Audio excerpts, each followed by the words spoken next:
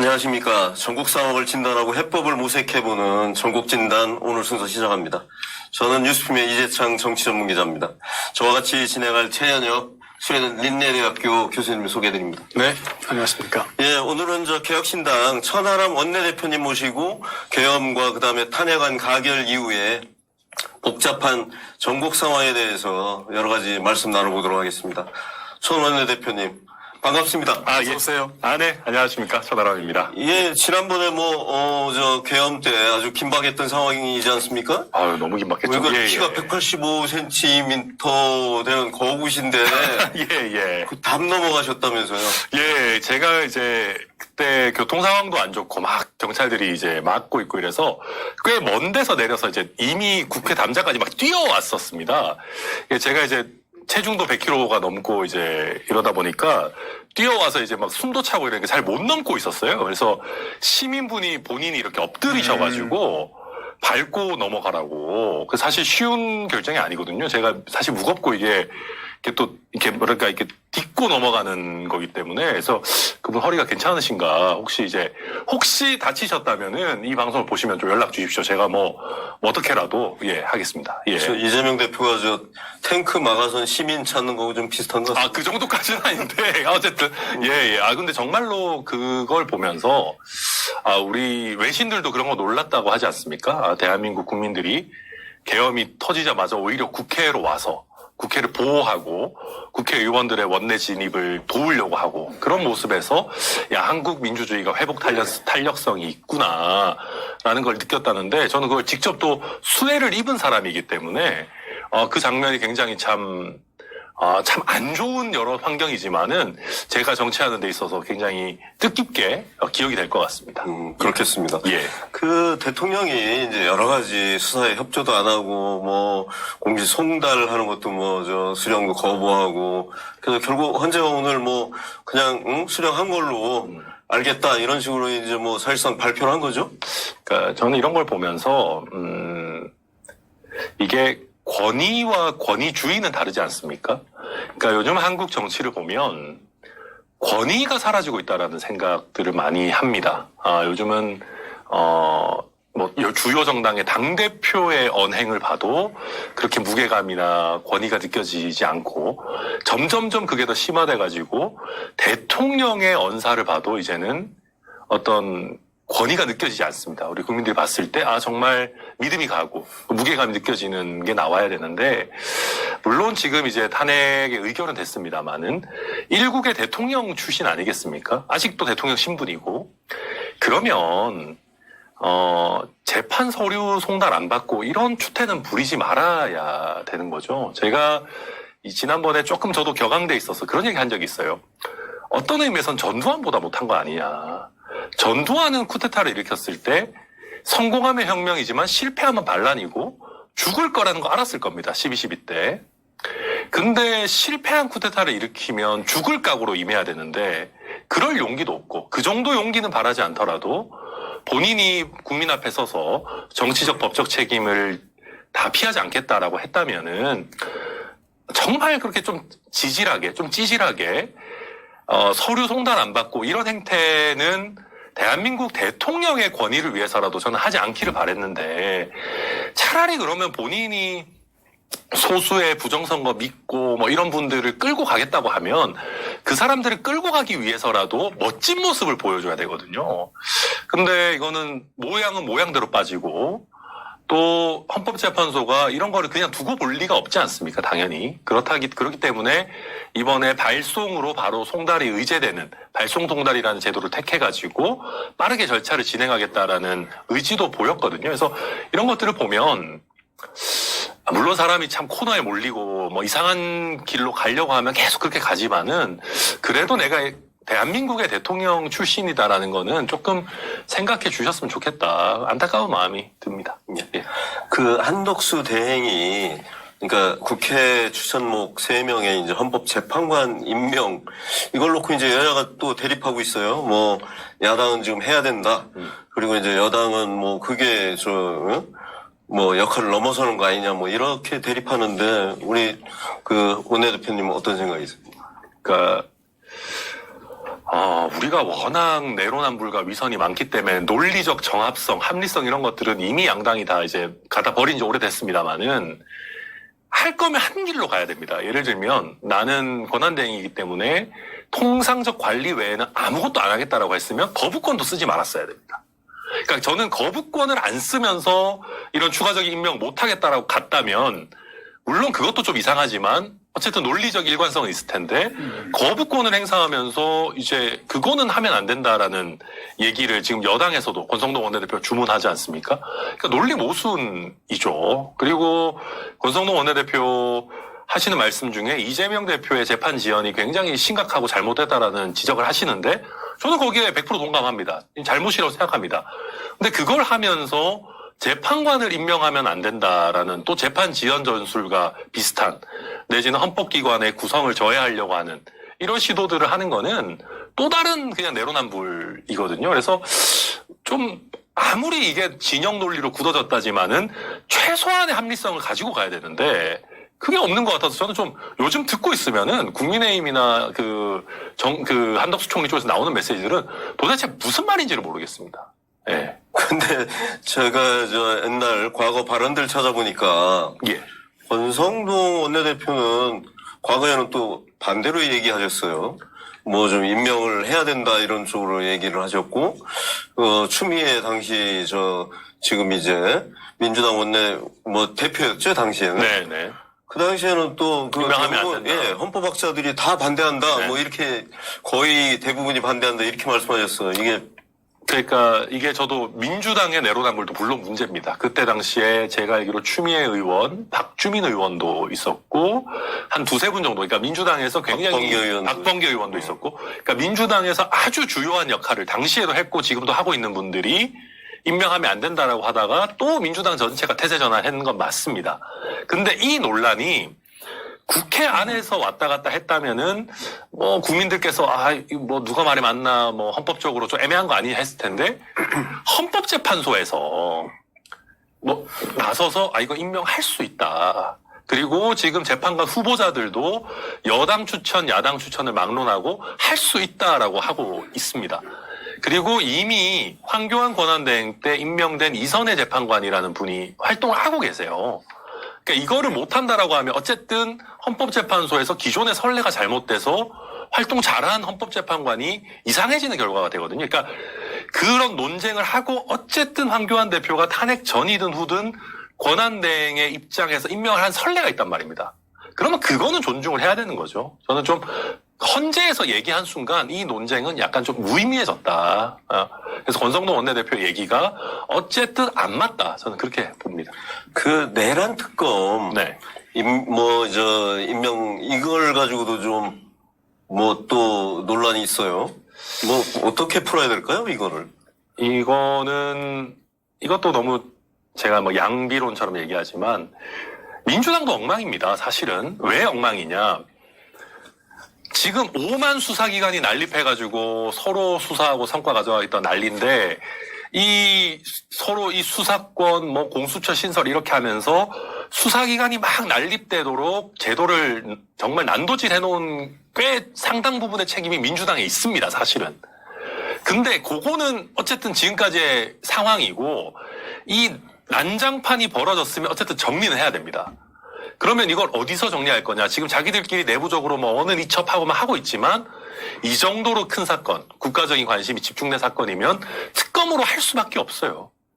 예전에 이런 수사권 조정이나 하기 전에도 이 정도 사이즈 사건은 특검을 해왔습니다. 그러면 이거 특검 하자는 게 완전히 틀린 얘기는 아니란 말입니다. 그러면 이건 해야 돼요. 그리고 국민들이 보셨을 때도 어쨌든 내란 수괴 혐의를 받는 윤석열 대통령이나 또 지금 거기에 소극적 가담이니 얘기는 많지만 어쨌든 수사 대상인 한덕수 총리 권한대행이 이걸 안 하겠다라고 하면은 결국 스스로를 감싸는 것처럼 보입니다.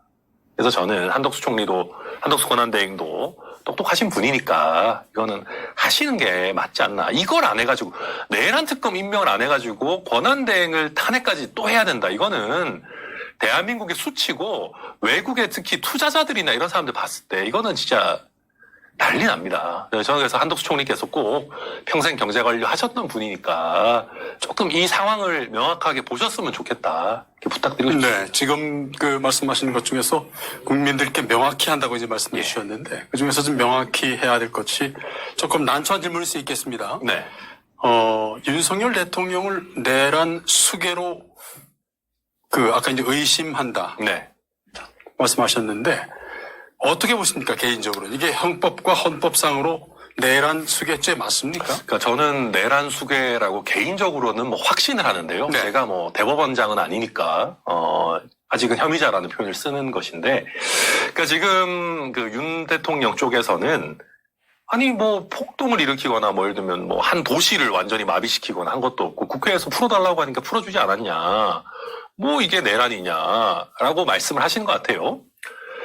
그런데 이것은 친위 쿠데타의 성격을 이해를 못한 겁니다. 그러니까 친위 쿠데타가 아니라 행정 권력을 쥐고 있지 않은 주체가 쿠데타를 일으켰으면 당연히 그렇게 돼야 되겠죠. 군대를 접수한다든지 정말 도시 차원의 서울을 접수하고 대통령 궁을 정말 집무실을 다 접수하고 하는 것들이 필요한데, 행정 권력과 국군 통수권을 가진 대통령이 친위 쿠데타를 일으키는 경우에는 저는 극단적으로 지금 6명으로 이루어져 있는 헌법재판소에 한 2-3명의 병력만 투입해서 헌법재판관 1명만 끌어내서 구금해도 내란죄가 될 수 있다고 생각합니다. 왜냐하면 본인을 견제할 수 있는 헌법적 권한을 가지고 있는 헌법기관을 힘으로써 무력화시키는 것이기 때문에 그렇습니다. 그런데 이번 사건에서는 비록 성공하진 않았지만 국회를 봉쇄하고 국회의 의결을 방해하려고 했던 그 정황과 증언들이 굉장히 일관되게 나오고 있고, 실제로 저도 그 자리에 있었습니다만은 만약에 국회의원을 보호하려는 정도의 그 어떤 자세였다면 그 본관 2층 창문을 깨고 특수부대가 본청 안으로 들어올 이유는 없습니다, 사실은. 왜냐하면 그 본청 내에는 위험 요소가 없었어요. 그러니까 지금 앞뒤가 안 맞는 얘기들을 하고 있기 때문에 이게 친위 쿠데타이고 국군 통수권자에서 이루어진 거기 때문에 12.12처럼 대량의 병력이 투입될 필요가 없었던 것이지, 헌법 질서의 유린이나 다른 헌법 기관에 대한 어떤 농단 이런 부분들, 게다가 그것이 군대의 투입이라고 하는 유형력의 행사로 됐기 때문에 저는 이거는 아주 교과서 사례의 어떤 친위 쿠데타 내란 행위다. 네. 그렇게 저는 해석이 됩니다. 네. 예. 그래서 말씀하셨듯 그 혐의는 벗어날 수 없습니다. 예. 근데 그럼에도 불구하고 우리들이 지금 우리 국민들 일단 토요일 주말마다 그 시위를 할지, 그리고 야당 입장에서도 마찬가지로 아예 단정 짓고서 하는 자체는 반헌법적이 아닌가 하는 그런 고려가 좀 있습니다. 예를 들어서 무죄 추정의 원칙에 의해서 그것이 판결에 나올 때까지는 그래도 뭐 혐의자까지는 좋아도 혐의자를 빼고 앞부분만 가지고 이제 표현하는 것 자체는 어떻게 보면 뉴스에서도 마찬가지, 언론에서도 마찬가지 그런 식으로 한다면 이것이 문제가 되지 않을까 하는 그런 문제점들이 저는 지적됩니다. 그거를 약간 나눠야 될 것 같습니다만은, 제가 정치인이라서 저한테 편하게 해석하는지 모르겠는데, 정치인이 다소 단정적인 표현을 쓰는 것은 저는 그것은 하나의 정치적 주장의 의미라고 생각을 네. 합니다. 근데 언론은 조금 더 조심할 필요가 있다고 생각합니다. 언론이 예컨대 형사재판이 확정되기 전에 내란 수괴라고 확정적인 표현을 쓰는 것은 저도 국민들을 조금 호도할 가능성이 있다고 생각하고, 다만 이제 정치인들이 지금까지 유죄가 확정되기 전에도 각자를 범죄자로 표현하는 표현들을 많이 써왔고, 저는 국민들은 일정 부분 그것이 정치적 주장이라는 정도는 아실 수 있지 않을까. 물론 정치인도 조금 자제력을 발휘하면 더 좋겠지만, 예컨대 제가 나와서 이 사람은 내란인 게 명확합니다라고 하더라도 그것은 천하람의 개인 의견이고, 제가 대법원이나 헌법재판소를 대표하지 않는다라는 것 정도는 국민들께서도 이해하실 수 있지 않을까. 저는 그 정도 생각을 갖고 있습니다. 예. 아까도 천 의원님 말씀하셨지만, 내란 특검 임명하지 않거나, 네. 그리고 또 1월 1일 시한이죠, 지금. 네, 거부권. 예, 거부권. 다시 이제 그게 닥치면 거부권 행사할 가능성도 없지 않을 것 같아요. 그 경우에는 실제로 탄핵을 하나요? 저는 사실 특검에 대한 거부권 행사는 레드라인을 넘은 거라고 저는 개인적으로는 생각은 합니다. 그런데 그 결정도 가볍지는 않습니다. 솔직히 말씀드리면.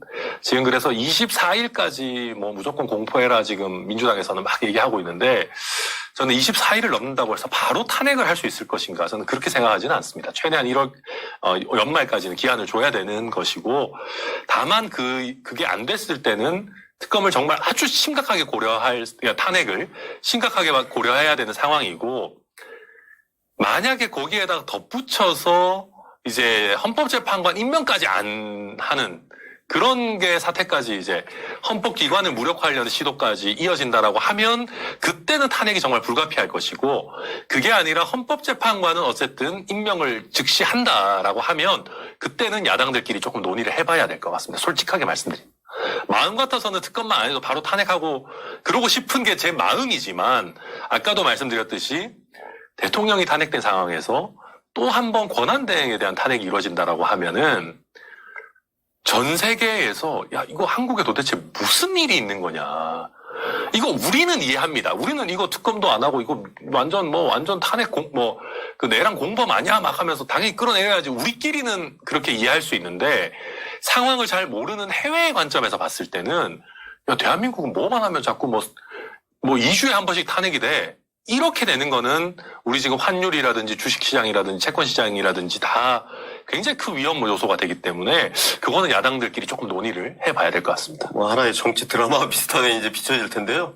제가 정말 약간 여담이지만 얘기를 하면은 제가 이제 지난 여름에 미국에서 하는 리더십 프로그램 같은 걸 갔다 왔습니다. 그러니까 뭐 전 세계 19개국에서 한 명씩 각국의 미국 대사관이 뽑아가지고 약간 리더십 프로그램 미국 이렇게 돌아다니면서 하는 건데 거기에서 이제 선진국들도 있지만 아직 민주주의가 확실히 정착 안 되거나 산업적으로도 개발도상국인 국가들도 있었는데 계엄 터지고 저희가 이제 그 워치앱 단톡방이 있어요. 거기에 지금 전쟁하고 있는 우크라이나 완전히 이스라엘 폭격 맞고 요즘은 좀 하고 있는 레바논 이라크 부르키나파소, 탄자니아 이런 데서 온 친구들이 그 나라를 폄하하자는 건 아니지만 우리보다 위험도가 높은 나라들이 저한테 Are you okay? Is your family safe? 이러고 있으니까 제가 약간 이게 도대체 무슨 일인가 했는데 여기서 우리가 사실 권한대행까지 탄핵을 해버린다고 하면은 이게 BBC, CNN 탑뉴스로 나갈 겁니다. 그래서 네. 저도 그거는 사실 염려가 많이 됩니다. 네. 예. 그 지점을 조금 더 정말 조심을 해야 할 부분인데 지금 대한민국 상황을 위기 상황을 넘어서 좌초적 상황이다라고 이제 지금 얘기하고 있고, 경제는 지금 완전히, 정말 힘든 상황이기 때문에, 그런 지점은 조금 더 한번 중심을 잡고 좀 해주시면 좋겠다 하는 말씀을 좀 신중하게 드리고 생각해 보겠습니다. 네, 신중하게 좀 접근하면 좋겠다. 왜냐하면 탄핵 정국이 과연 지금 이 시기에, 바로 현재 지금 이 시기에 2024년 넘기지 않고 혹은 넘기더라도 2005년 벽두부터 과연 탄핵 정국으로 또 제2, 제3의 탄핵 정국으로 간다는 것은 헌법을 들여다보고 저희들이 지금 상황에 그 다음 대행이 누구야라는 것을 지금 논의할 단계는 절대 아니다. 지금 조금 더 고민해 주시면 좋겠다는 생각입니다. 예. 근데 이제 저희 야당들 입장에서는 어쨌든 한덕수 총리가 특히 내란 특검 김건희 특검도 김건희 특검이지만 그것도 당연히 해야 된다고 봅니다만 내란 특검과 헌법재판소 재판관 임명 정도는 해야지 사실은 이게 정치적으로 어떻게든 타협의 여지들이 생기는 거여서 계속해서 어쨌든 압박을 할 수밖에 없는 상황입니다. 예. 여야가 이런 상황에서도 대결 정치 계속 하는 것 같아요. 민생협의체 만든다고 그러더니 결국은 또 주도권 싸움 하는 것 같고요. 그래서 26일날 첫 회의 한다고 하지만 또 모양만 갖추고 또 표류하는 거 아닌가 이런 얘기도 있고 그걸 좀 어떻게 생산적으로 만들 수 있는 방법이 있을까요? 그러니까 이거는 사실은 여당도 여당인데 좀 미안한 말이지만 여당과 정부는 이미 많이 힘을 잃었습니다. 그래서 저희도 물론 열심히 해야 되겠지만 사실 어쨌든 제1야당인 더불어민주당이 권한대행이나 여당은 마음에 안 들어도 정부에다가는 힘을 실어줘야 됩니다. 무슨 얘기냐면 지금 이제 트럼프로 교체되는 시기에 우리 통상교섭본부라든지 우리 외교당국들 이런 쪽에서는 지금 이제 계속해서 그쪽을 만나고 또 특히 이제 관세정책이나 무역정책 보조금 받아내는 거 이런 것들 뛰고 있는데 그쪽에서 지금 얘네가 정말 대표성이 있는 거야? 얘네 한두 달 있으면 이 정부 날아가고 지금 우리랑 얘기하고 있는 애들 아무 의미 없어지는 거 아니냐라는 걱정을 미국 쪽에서는 하고 있단 말입니다. 그러면 더불어민주당 쪽에서 우리가 앞으로 탄핵이 어떻게 되고 조기 대선이 되고 이게 어떻게 국면이 바뀌어도 대한민국의 산업정책, 통상정책, 외교안보정책에 있어가지고는 지금 하고 있는 거에 거의 사실 우리 정권 바뀐다고 통상정책이 크게 달라지지 않거든요. 이거는 그대로 간다. 그리고 이쪽이랑 대화한 거를 혹시 민주당 정부가 들어오더라도 우리는 다 같이 해서 갈 거다라는 시그널을 공개적으로 시장에다가도 보내고 그게 이제 결국 미국 정부 당국자, 이 의사결정권자도 느낄 수 있도록 세게 그걸 얘기를 해줘야 되는 겁니다. 그래서 여당이 마음에 안 드는 것도 있겠지만 저는 지금은 오히려 더불어민주당이 어떤 메시지를 발산하느냐에 미국 쪽에서 더 반응할 수 있는 상황이기 때문에 그거는 국익 관점에서 좀 세게 해줘야 된다. 예, 지금 정부랑 협상해도 된다라는 걸 명확하게 얘기를 해야 됩니다. 그거는. 예. 네, 제가 기억하기로는 개혁신당이 그 국회, 22대 국회에 이제 진출하시면서 얘기한 것이 있죠. 제대로 된 정당, 개혁신당은 오로지 한 정당이 그 지역구에서도 나왔고, 네. 비례에서도 나왔다. 제대로 된 정당 혹은 정상적인 정당이라면 제대로 된 정치의 모습이 무엇인지를 조금 더 적극적으로 모습을 좀 보여주면 좋겠다. 그 역할을 좀 해주시면 좋겠다는 그런 질문 좀 해드립니다. 예, 저희도 사실은 네.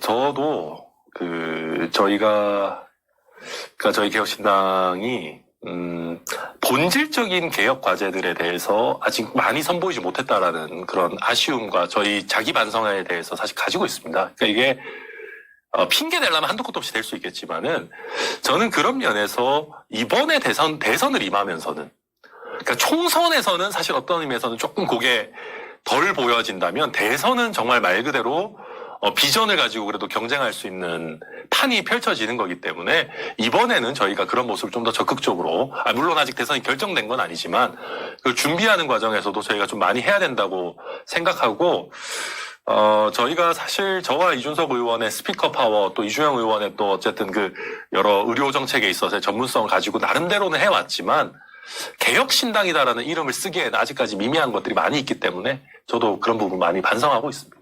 예. 최근에 당내 갈등이 좀 있었던 것 같아요? 그러니까 이제 그렇습니다. 이게 사실 개혁신당도 너무 어쩌면은 이준석 의원의 그 어떤 지분이랄까요? 이런 것이 굉장히 압도적입니다. 그러다 보면 아직 당내에서 다양한 세력이 이렇게 서로 건강하게 견제하거나 이렇게 하기가 쉽지 않은 상황이고요. 그리고 누군가가 내가 이준석 의원을 이렇게 좀 제끼고 뭘 하겠다라고 했을 때 사실 그게 잘 되지 않는 그러니까 아직까지는 취약한 그런 지지 기반을 가지고 있습니다. 근데 그런 상황에서 저는 누가 이준석 의원 제낀다 이런 것도 확정할 수 없는 여러 가지 자기 각자의 관점이 있겠지만 제가 말씀드리고 싶은 거는 조금 더 저희가 지지 기반이 다양해질 필요는 있고 그리고 개혁신당이 지금 어쩌면은 별로 그렇게 권력이랄 게 그렇게 큰 정당은 아닙니다. 저는 아직 여기서 싸우는 거는 국민의힘이나 더불어민주당의 권력 다툼이랑 같은 차원에서 볼 일은 아니라고 생각합니다. 왜냐면 저희 먹을 게 그렇게 있는 게 아닌 상황에서 어쩌면은 저희가 당의 방향성이나 방법론을 가지고 안에서 좀 싸울 수도 있는 겁니다. 근데 이게 아직은 그렇게 성숙하게 갈 수 있는 형태도 체계적으로 잡히지도 않았고 저는 내부 사정을 압니다만은 내부에서도 그 어떤 티격태격하는 것이 수준 높은 형태가 아니라 조금 국민들이 보셨을 때 조금 아직 수준 안 되는 형태로 좀 쓰잘데기 없는 부분에서 싸우고 있는 부분들도 있어가지고 좀 빨리 정리를 해야 되는데 걱정입니다. 네, 아까 잘 하려고 지적해 합니다. 주신 것처럼 예. 권력과 권위는 다르다고 말씀해 맞습니다. 주셨던 것처럼 예. 권위를 되찾을 수 있는 그런 정당으로서의 중심을 잡고 해 주시길 기대할 뿐입니다. 아유, 예. 네. 열심히 하겠습니다. 국민의힘 상황도 참 점입가경인 것 같아요. 이제 한동훈 대표 사실상 쫓겨난 거죠. 쫓겨나고 이제 친윤 지도부가 들어서고 비대위원장 누구 시킬 거냐. 그래서 포로 친윤당 되는 거 아니냐, 뭐 이런 얘기도 나오는데 사실 어떠세요? 저는 한 두 가지 정도 좀 약간 상반된 감정이 있습니다. 첫째로는 유승민 비대위원장 같은 카드가 나와서 한번 쇄신하는 걸 보고 싶기도 합니다. 뭐 까놓고 말하면 그렇게 하면 저희한테는 안 좋겠죠. 국민의힘 막 쇄신을 해버리면 개혁신당을 포함한 다른 정당들이 불리한 지위에 처해지겠지만 그래도 정치를 하는 한 사람으로서 한번 보고 싶긴 합니다. 아니면 뭐 김재섭 비대위원장 같은 게 나와서 젊은 패기로 뭔가 하는 걸 보고 싶기도 한데 다른 한편으로는 그랬을 때 과연 국민의힘이라는 당이 그걸 수용할 수 있을까? 저는 유승민 비대위원장은 결국 곧 쫓겨나지 않을까라는 생각도 듭니다. 그래서 유승민 비대위원장을 보고 싶으면서도 한편으로는 유승민 비대위원장이 과연 거기서 순치되지 않고 버텨내서 실질적인 변화를 이끌어낼 수 있을까에 대해서도 약간 회의적인 생각도 들어서 아직은 거기가 국민의힘이 위기감이 많이 안 올라온 것 같아요. 그래서 비대위원장이 누가 오더라도 지금 상황에서는 근본적인 체질 개선을 하기에는 어렵지 않나. 굉장히 어려운 상황이다 이렇게 보여집니다. 선관위 유권 해석 놓고 또 논란인데요. 내란 공범 이건 오케이. 그리고 이제 이재명 안 됩니다. 뭐 이거는 현수 마켓이 안 된다 이래가지고 이게 뭐 누구 너무 편파적인 거 아니냐 뭐 이런 얘기 나오는데 그건 예, 국민의힘 지지층에서는 그렇게 생각하실 수 있는 것 같은데 저도 제가 100% 그 논리를 다 이해하는 건 아니지만 제가 이해하는 한에서는 이재명 대표는 아마 대선 주자로 분류되기 때문에 이재명 대표에 대해서 이렇게 찬반을 표명하는 현수막을 거는 거는 사전선거 운동 비슷하게 해석되는 걸로 저도 알고 있습니다. 거기에 아마 이재명이 아니라 뭐 예를 들면 홍준표를 넣어도 뭐 홍준표는 절대 대통령이 되면 안 된다. 뭐 홍준표 쓰레기 이런 거를 혹시 넣더라도 아마 안 된다고 할 겁니다. 그래서 이미 대통령이 되어서 다음 선거에 못 나오는 윤석열과 다음 선거에 나올 수 있는 이재명은 우리가 생각할 때 똑같은 정치인이지만 아마 선관위의 법적 해석에서는 차이가 있을 수 있다. 저는 그렇게 이해하고 있는데 제가 뭐 100% 이해한 건지는 잘 모르겠습니다. 예. 예, 마지막 질문인데요. 네. 어찌됐건 이제 조기 대선 국면은 불가피해 보입니다. 근데 현재 탄핵 심판과 어차피 이제 이재명 대표의 사법 리스크 이게 이제 맞물리지 않습니까? 이 대표의 사법 리스크에 대해서 어떻게 보세요?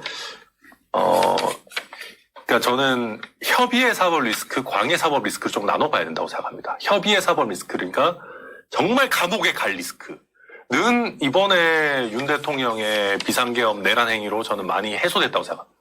왜냐하면 헌재 결정 전에 대법원 확정 판결이 나올 가능성은 저는 뭐 거의 없다고 생각하니까 협의의 사법 리스크를 털어준 거는 역설적으로도 윤석열 대통령이죠. 근데 광의의 사법 리스크 뭐냐 하면 국민들이 인식할 때 저 사람 죄 있어 라는 그 인식 그것을 과연 불식시킬 수 있을 것인가. 그럼 거기서 어떤 파생들이 이어지냐면 저 사람 죄 있는데 감옥 안 가려고 대통령 하려는 거 아니야? 이거에 이 어떤 우리의 연쇄적인 작용 아무리 그래도 우리가 범죄 저질러서 감옥 가야 되는 사람을 우리 대통령을 뽑았어야 되겠어? 라고 하는 이 광의의 사법 리스크는 저는 벗어나기 굉장히 어려운 길로 가고 있고 최근에 이하영 전 부지사 항소심 판결에서 아주 명백하게 이거는 이재명 대표를 위해서 대북 송금을 쌍방울이 대신한 거다. 그렇게 하면서 오히려 지금 글로벌 커뮤니티에서 한국 정치에 관심 있는 쪽에서는 야 이거는 정치적 이익을 위해서 대북 송금, 그러니까 대북 제재를 위반한 사람이 한국의 가장 유력한 대선 후보라고? 야, 이게 말이 돼? 동북아에서 한국은 굉장히 중요한 블루팀의 일원이고, 민주주의 이 진영에 아주 중요한 북한과 이 살을 맞대고 있는 우방이고 동맹국인데, 이거 괜찮은 거야? 라는 우려들이 오히려 국외에서 지금 일정 부분 일어나고 있는 걸로 보이거든요. 그렇게 된다고 하면 저는 이재명 대표가 이 광의의 사법 리스크 면에서 국민들에게 저 실제로는 죄 없습니다. 라는 걸 설득해낼 수 있을 것인가. 저는 그건 굉장히 지난하고 어려운 작업이 될 것이다. 불가능할 거다. 저는 그렇게 생각합니다. 예, 앞으로 개혁신당의 여러 가지 역할을 기대하겠습니다. 아이고, 예. 예, 오늘 말씀 이걸로 마치겠습니다. 감사합니다. 네, 감사합니다.